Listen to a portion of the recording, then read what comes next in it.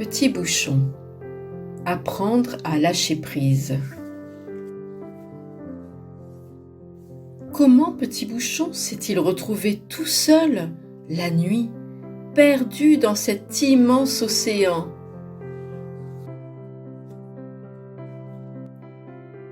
Bien avant qu'il ne voie le jour, il avait été pensé, choisi par celui qui allait le fabriquer. Son concepteur l'avait soigneusement sculpté dans le liège tendre d'un arbre robuste, en décidant qu'il servirait à boucher de belles bouteilles.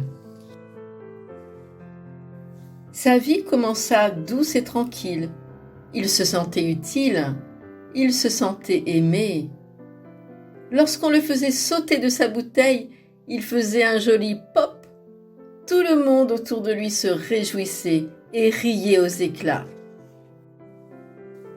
Un jour, lorsque la bouteille fut vide, Petit bouchon fut déposé dans une coupelle. Les enfants le trouvèrent et continuèrent à jouer avec lui, jusqu'au jour où un grand garçon le lança trop fort, trop loin. Petit bouchon atterrit dans un grand fleuve. À vrai dire, c'était plutôt un petit ruisseau, dans lequel il se mit à rouler, tanguer, tournoyer. Il ne pouvait plus s'arrêter. Il se demandait quand cela finirait.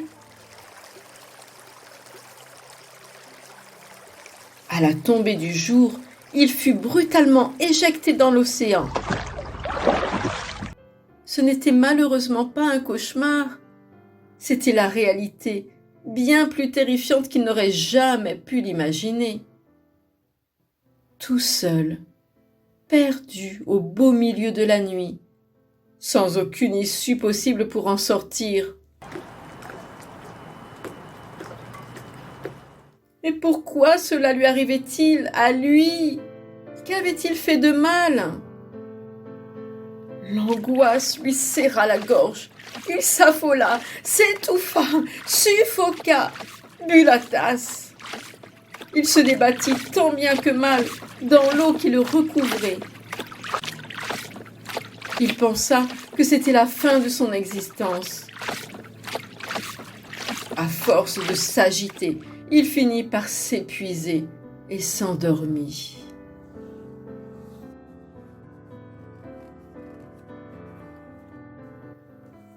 Le lendemain matin, à son réveil, il comprit qu'il n'avait pas rêvé et que la situation n'était pas prête de s'arranger.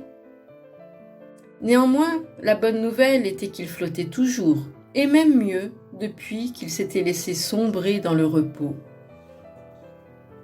Le découragement le reprit dans la journée. Il refusait de rester toute sa vie tout seul dans cet océan.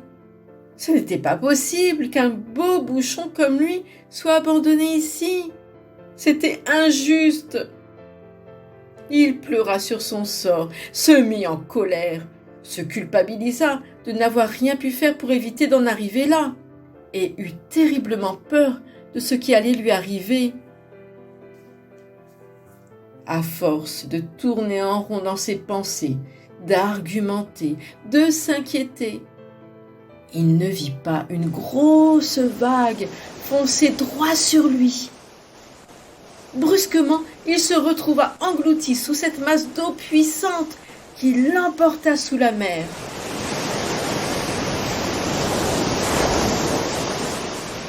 Saisi d'effroi, il sentait qu'il allait se noyer. C'était la fin. Et puis soudain, il remonta à la surface, reprit son souffle et revint à lui. Il constata que sa situation devenait de plus en plus effrayante. Non seulement il était perdu, abandonné, mais de surcroît menacé par d'énormes vagues. Elles se succédaient les unes après les autres par intervalles réguliers.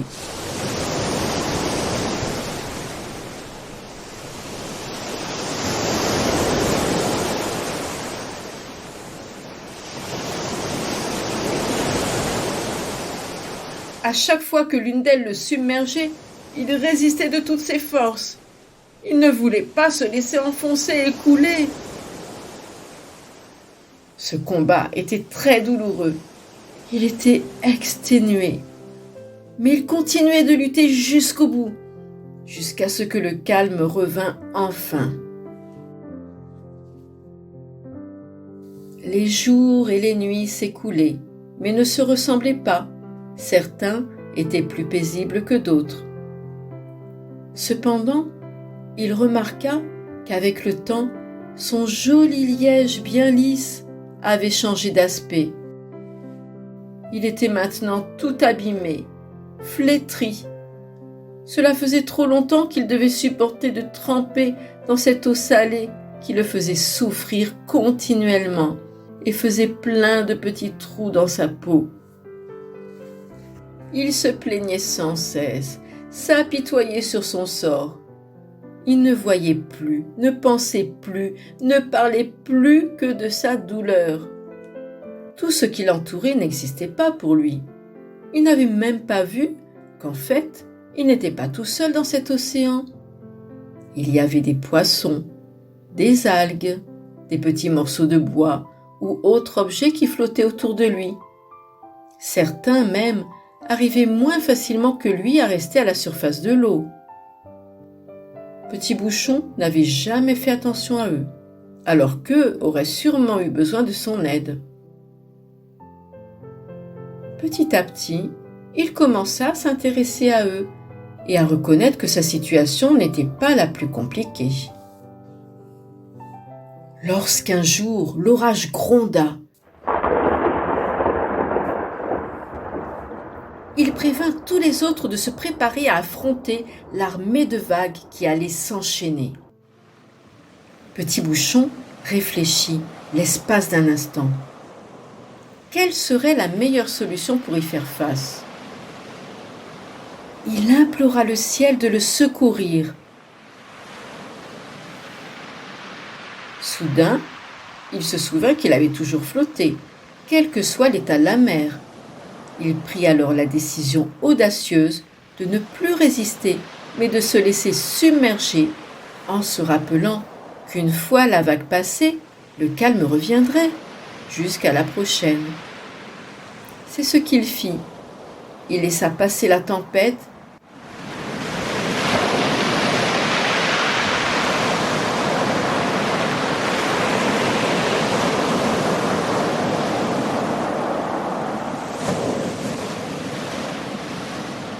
et en ressortit indemne, moins épuisé et moins souffrant. Il avait appris la patience dans l'acceptation de l'épreuve. Petit Bouchon s'était blotti dans les bras de l'Éternel, comme un enfant dans les bras de son père, et s'y était abandonné en totale confiance pour traverser la tourmente.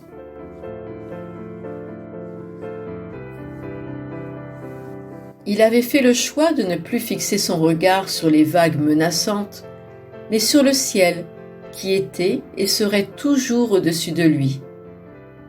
Certes, il avait du mal à l'apercevoir au creux de ce chaos, mais il croyait qu'il le reverrait une fois la turbulence passée.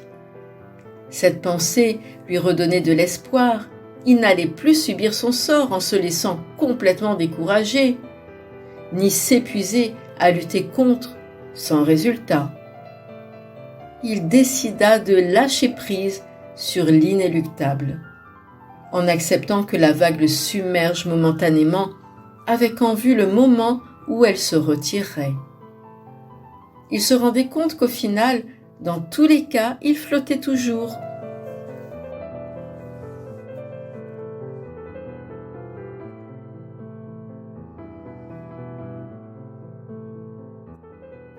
Cette prise de conscience le transforma intérieurement. Après cela, il commença à aider les autres, à les encourager par des conseils appris avec le temps. Ses propres blessures l'avaient rendu capable de les comprendre et d'avoir de la compassion pour eux. Désormais, il savait se satisfaire de sa condition et était reconnaissant de tout ce qu'il pouvait vivre.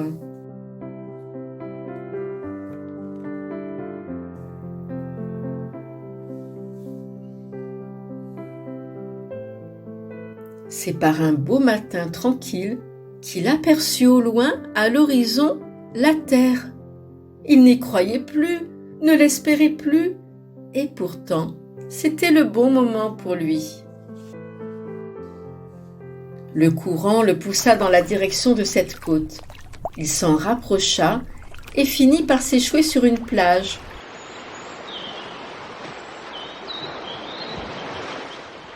Au sec, au calme.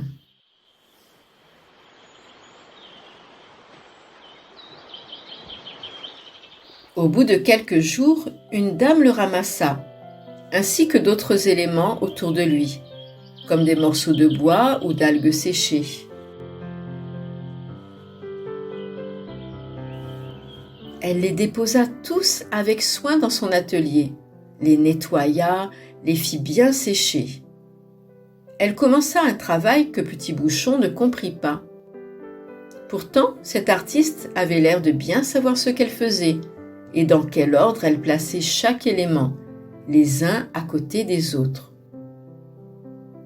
Arriva le jour où il se retrouva collé sur un grand panneau accroché au mur, éclairé par des lumières.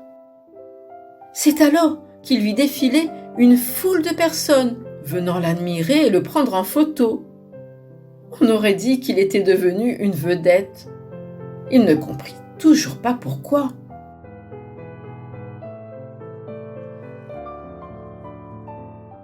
Le soir venu, les projecteurs s'éteignirent. Seule une petite lumière restée allumée lui permit de se voir dans le reflet d'un tableau en face de lui. Il découvrit alors qu'il faisait partie d'une œuvre d'art dont le titre était « Paix dans la tempête ».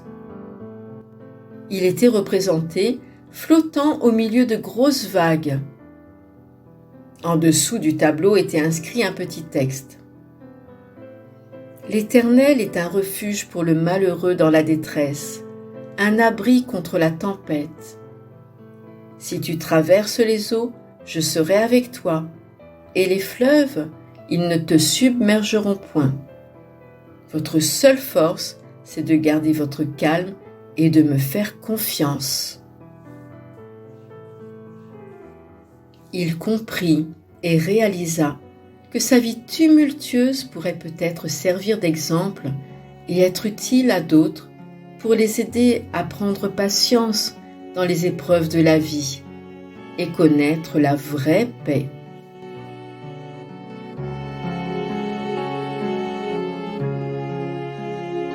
Si la mer se déchaîne, si le vent souffle fort, si la barque t'entraîne, n'aie pas peur de la mort.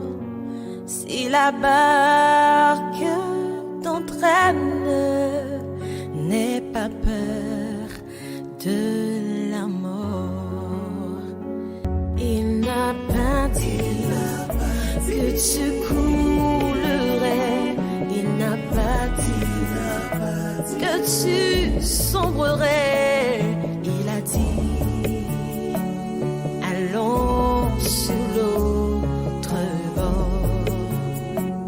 Il a dit allons sur l'autre bord.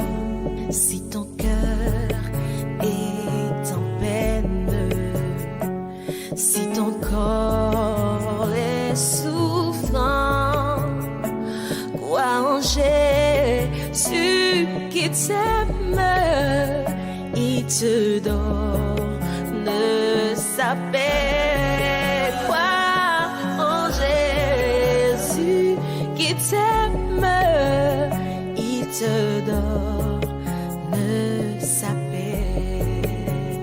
Il n'a pas dit que tu coulerais.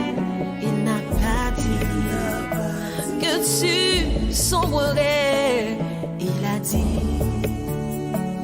allons sur l'autre bord. Il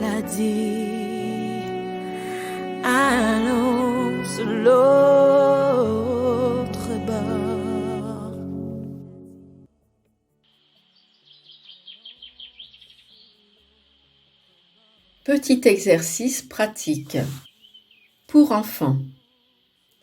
Faites flotter un bouchon de liège dans une bassine d'eau. Essayez de le faire couler en le maintenant tout au fond ou en versant plein d'eau dessus. Dès que vous arrêtez, vous voyez qu'il remonte à la surface et continue de flotter. Mais c'est pareil pour vous. Si vous rencontrez un problème, vous avez l'impression que tout va mal et que ça ne s'arrêtera jamais. Vous avez le choix entre vous inquiéter ou rester tranquille. Mais le résultat sera le même lorsque l'épreuve sera passée. Tant que vous vivrez sur cette terre, les difficultés apparaîtront et disparaîtront. Alors, choisissez de les surmonter dans la paix. Pour adultes, prenez un temps à part, de détente, en vous installant confortablement dans un fauteuil. Soyez à l'écoute de vous, les yeux fermés. Tout d'abord, écoutez vos ressentis physiques, votre respiration, vos battements de cœur, les sons autour de vous, les odeurs, l'air, les matières ou mobiliers en contact avec votre corps, vos sensations douloureuses ou inconfortables. Accueillez-les sans rejeter ce qui vous semble désagréable. Ils vous surprendront moins. Ensuite, écoutez les émotions qui vous traversent. Inquiétude, joie, tranquillité, irritabilité, colère, tristesse, impatience.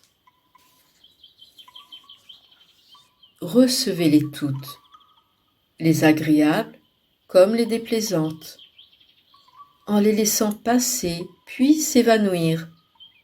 Elles ne sont que fugaces, elles ne changeront pas votre caractère si vous les détectez, les reconnaissez en tant qu'émotion. Et enfin, écoutez vos pensées défiler dans votre tête, comme un spectateur regarderait un film ou un auditeur écouterait une histoire. Acceptez-les en gardant une certaine distance, car elles sont fugitives. Les seules pensées importantes à garder resteront. Les autres, destructrices ou futiles, disparaîtront. Ne vous laissez pas impressionner ou emprisonner par chacune d'elles. Laissez-les passer. Comprenez que toutes ces sensations physiques, émotionnelles ou pensées ne sont qu'éphémères. Elles ne resteront pas en vous toute votre vie.